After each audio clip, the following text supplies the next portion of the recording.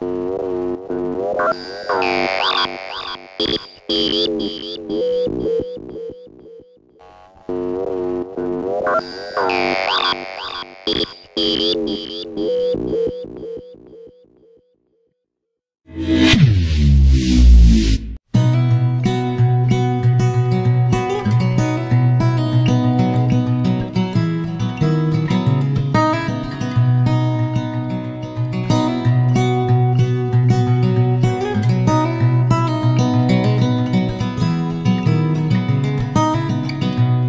name is Paul Hellyer, and I am a former Minister of National Defence for Canada. This disturbing message is for the several million Americans and others who were kind enough to listen to the 22-minute presentation at the Citizens Disclosure hearing in Washington in May 2013, and for anyone else who cares deeply about the future of their country and the planet Earth. The U.S. is in grave danger. Strangely, the peril is not from foreign enemies, but from enemies within. So I beg you to listen to a summary of the major problems, followed by some suggestions as to how the U.S. might be recaptured by loyal Americans, to the enormous relief of friends who have been watching helplessly from the sidelines. The stakes couldn't be higher. So I spent the 15 months following the Washington hearing feverishly writing a new book, incorporating what I think every American has the right to know and must know to end the incredible naivety observed at the citizens' hearing. The name of the book is The Money Mafia, A World in Crisis. Most of my friends, both American and Canadian, tend to agree that the world is in a state of crisis. But very few are aware that the problems are not natural phenomena. They have been engineered by a very tiny elite group of rich, ruthless, and power-hungry people who have been deliberately keeping the majority of decent, hard-working taxpayers totally in the dark. The iron veil of secrecy is now nearing the end of its 7th decade. When World War II ended, little attention was given to Operation Paperclip, under which hundreds of Nazi scientists were brought to the U.S., given new identities, and then appointed to important jobs in the military and elsewhere. Some of them would have been aware of UFOs and the ET presence from their experience in working with them in the 1930s. The American military began to take the subject more seriously after retrieving one of the vehicles that crashed near Roswell, New Mexico, on July 4th, 1947, and decided to back-engineer its technology, which was light years more advanced than anything that we had known. On Tuesday, July the 8th, 1947, at 11 a.m. Mountain Time, Roswell Airfield Commanding Officer Colonel William Blanchard announced in a press release the recovery of a flying disc. That was the truth. Later that same day, at approximately 4:30 p.m. Central Time, Brigadier General Roger Ramey, commander of the 8th Air Force and Blanchard's supervising officer, presented to the press an alternative story. He claimed the Army had recovered a Rowan target device suspended by a neoprene balloon. That was a lie. In fact, it was the cornerstone lie of what was to become a cult of lying and disinformation that is still United States policy today, 68 years later. In my brief address to the Citizens Disclosure hearing, I said that the United States and much of the Western world is ultimately controlled by an unelected, unaccountable cabal. Its apex is the banking and financial cartel, followed by the oil cartel, the CEOs of the largest and most powerful transnational corporations, major intelligence agencies, including the CIA, the FBI, and the NSA, and a major slice of the US military. Their collective power and influence is incalculable, and it is their plan for the US and the rest of us that is so alarming. Their plan is an empire greater in size and power than any empire before it.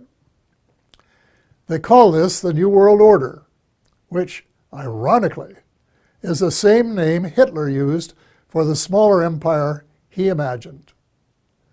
One sure thing, the New World Order will end all pretense of government of, by, and for the people. It will be a dictatorship of, by, and for a small minority of the rich and privileged elite. Much of its power lies in the privately owned banking system. Why monarchs and politicians allowed a private cartel to become the monopoly supplier of new money, we will never know. But this power is almost absolute and can determine the fate of nations and their people.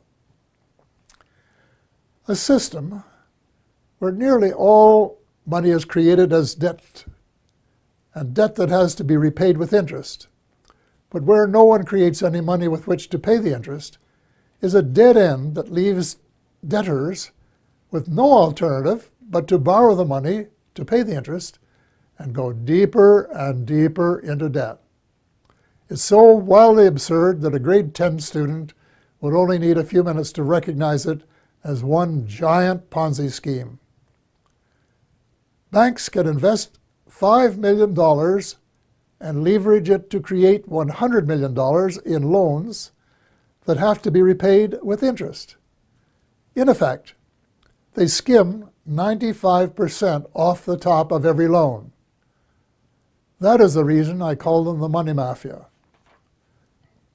Monetary reform is the most urgent of all essential reforms, and my book contains a specific formula that the brave Occupy Wall Street protesters could have used to advantage when asked, "But what do you suggest?"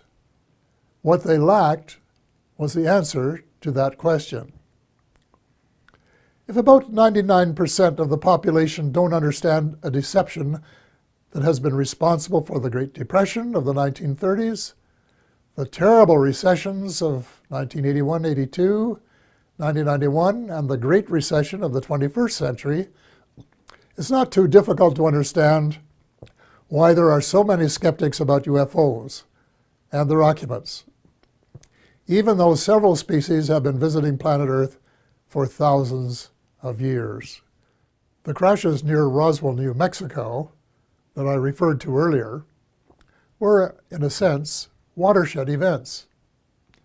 In Canada, Wilbert Smith, a senior officer in our Federal Department of Transport, of which I later became minister, wrote a top-secret memorandum to his boss based on information he had received during a visit to our embassy in Washington. The memo, dated November 21st, 1950, read in part as follows. A. The matter is the most highly classified subject in the United States, rating higher even than the H-bomb. B. Flying saucers exist. C. Their modus operandi is unknown, but concentrated effort is being made by a small group headed by Dr. Vannevar Bush. D. The entire matter is considered by the United States authorities to be of tremendous significance. A control group of 12 senior civilian scientists and military officers was established by President Truman.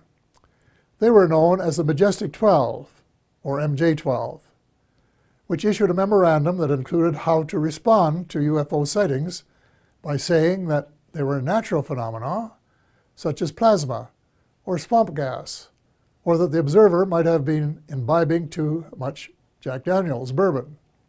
Nothing could be further from the truth. Under the Eisenhower administration, much of the physical engineering was transferred to underground facilities in Nevada and Arizona.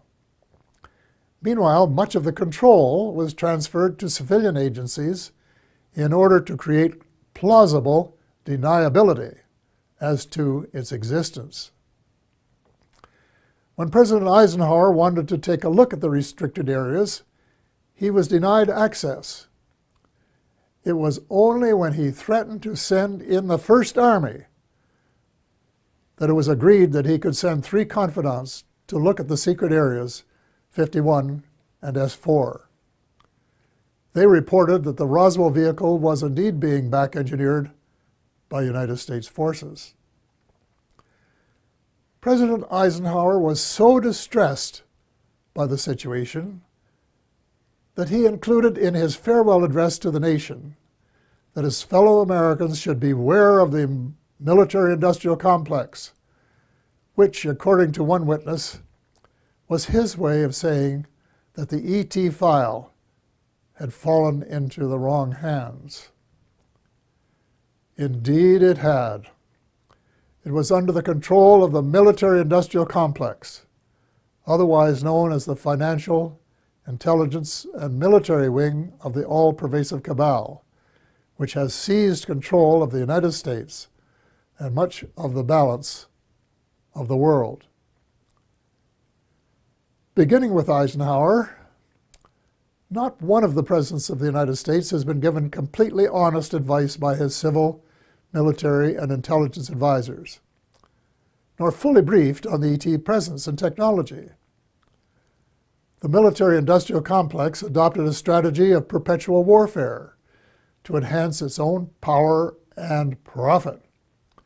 It is inconceivable that this plan was discussed and approved in advance by any American president.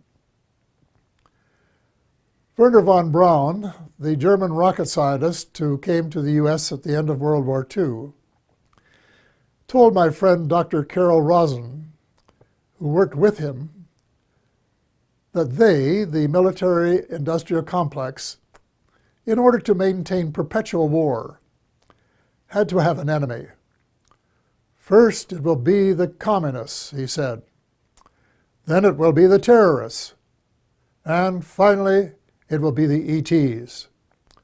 So far, the plan has been unfolding exactly as forecast. The cabal, sometimes referred to as the shadow government, has been in control. When Sarah McClendon, veteran White House reporter, asked President Bill Clinton why he didn't do something about UFO disclosure, Clinton replied, and I quote, "Sarah, there's a government inside the government, and I don't control it." End of quote. Imagine the President of the United States and Commander-in-Chief of the Armed Forces isn't cleared to know what his troops are doing. Well, with the end of the Cold War, the Pentagon wrote a new defense plan, popularly known as a project for the new American century. It was very far-reaching and involved conquest of much of the world by financial or military means, whichever was easiest. The document, which very few people were aware of, admitted that it was so far-reaching that it might be too much for Americans to swallow in the absence of some catastrophic and catalyzing event like a new Pearl Harbor. Well, Lady Luck appeared to be on their side in the form of September the 11th, 2001. Amateur foreign pilots trained in the U.S. allegedly hijacked planes and flew them into the sides of the World Trade Towers 1 and 2, and then into the Pentagon. Later in the day, the buildings collapsed. President Bush declared war on the terrorists and invoked the provisions in the North Atlantic Treaty under which an attack on any one country is considered to be an attack on all. The reaction was unprecedented since the outbreak of World War II and the later attack on Pearl Harbor. The English-speaking world in particular was incensed, and a high percentage of Americans were prepared to nuke the perpetrators. Defense Secretary Donald Rumsfeld soon announced that, quote, that means war against Iraq, end of quote, even though there was absolutely no evidence of Iraqi complicity, none whatsoever. Although most Muslims had been sympathetic to the U.S. in the immediate aftermath of 9/11, as soon as the bombs started dropping on Baghdad, moderate Muslims by the thousand were so outraged and overcome by hate that they opted for a terrorist response. From that day on, it would be difficult to find a terrorist who did not have "Made in the USA" etched on his or her soul. Now, more than a decade later, the situation becomes even darker as the truth about 9/11 begins to emerge from the burial ground of a controlled press. We find that high officials in the George W. Bush administration knew of the attack weeks in advance and made no effort to prevent it. On the contrary, the evidence points to complicity when we find that not just 2, nor 3 buildings collapsed, nor 4, nor 5, nor 6, but 7. Some, if not all, had been rigged for controlled demolition. But that isn't all. A new weapon of mass destruction was used that reduced the concrete and steel to dust before it reached the ground. If you have any doubts about this, get a copy of Dr. Judy Wood's book entitled, "Where Did the Towers Go?" 500 pages of meticulous evidence. The unfolding story reveals the greatest mass deception in history, with the most universally negative consequences. Far more important than the long lineups for security checks at airports. We have been stripped of our civil rights one by one, including, I regret to say, habeas corpus, reversing 800 years of progress. Country was set against country, religion against religion. Words like peace and negotiated settlement, which had been possibilities before 9/11, were lost in the jungle of lies.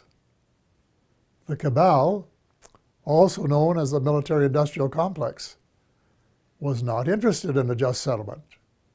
It wanted perpetual war, and that was what its heinous deception achieved. It also robbed the once great United States of America of its last vestige of moral leadership.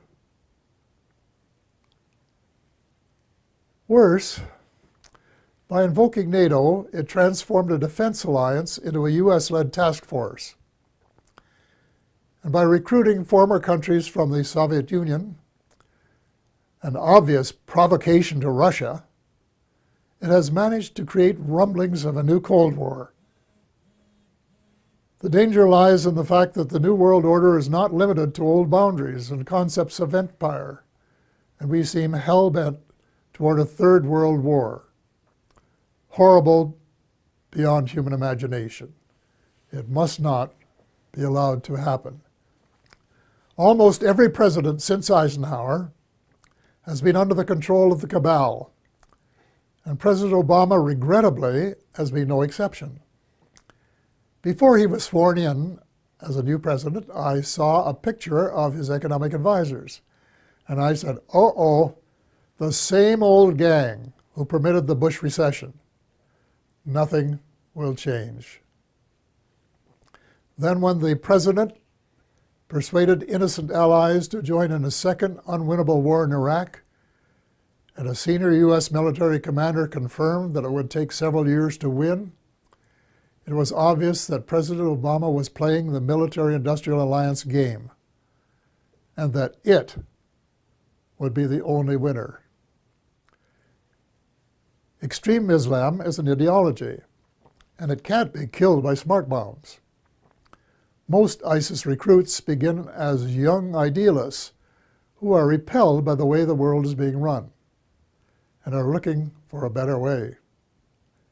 Any effective strategy must be to win their hearts and minds, and not just to kill them and make them martyrs to a cause. Step number one is to convince President Obama that the policies of his predecessor benefit no one but the arms manufacturers. So all non-Muslim members of the coalition should withdraw from the war against the Islamic State and begin to reverse all of the wrongs committed by the West in recent years. Hate him or love him, President Obama is the only person in the world with the power to lead a penitent United States and its misled allies in the moral and spiritual revolution essential for a world of peace and justice, where the human species has a fighting chance to survive. The transformation has to be reversible before the next U.S. presidential election, which could be the point of no return. Ultimately, the Muslims must be allowed to settle their own problems. Before 9/11, Iraq was a Sunni dictatorship that treated its Shia brothers and sisters badly. The U.S. deposed Saddam Hussein and established a new Shia majority that treated its Sunni minority unfairly. The seeds of further conflict were born.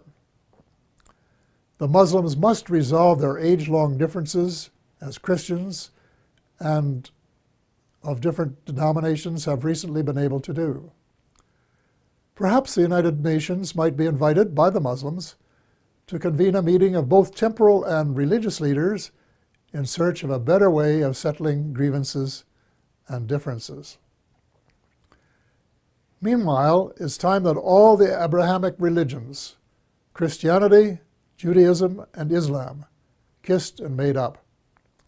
I was in my 80s before I knew that Allah was my God. My guess is that the majority of Christians are equally ill-informed. And the Israelites should start treating Palestinians as the blood brothers that they really are, instead of as inferior beings. It is wise to remember that the original covenant with the Creator applied to all of Abraham's children, and not just to the favored few. The bottom line is that the use of drones, suicide bombs, and crushing military superiority on the part of Christians, Muslims, and Jews are all prohibited by their holy books.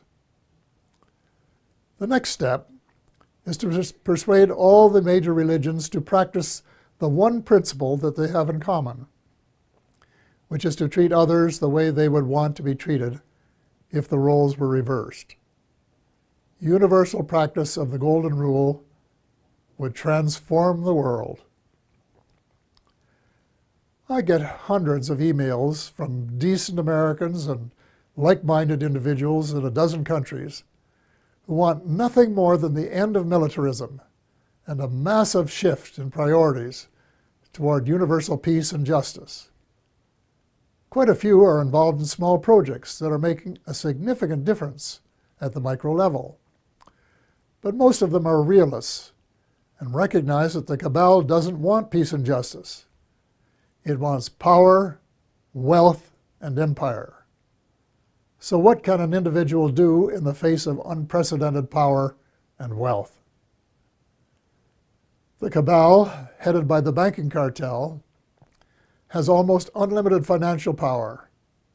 But we, the people, have the numbers and must combine our limited power to form a critical mass that can move mountains.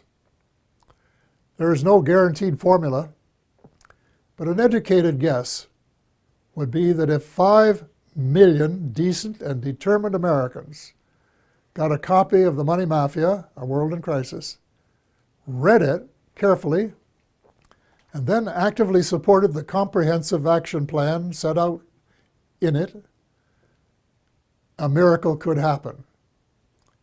Each one of the 5 million would have to write a personal letter to the president, their senator, and their congressperson, demanding action forthwith in each of the critical areas in the same spirit of bipartisanship that would be expected in a war to save the world, which is exactly what is at stake.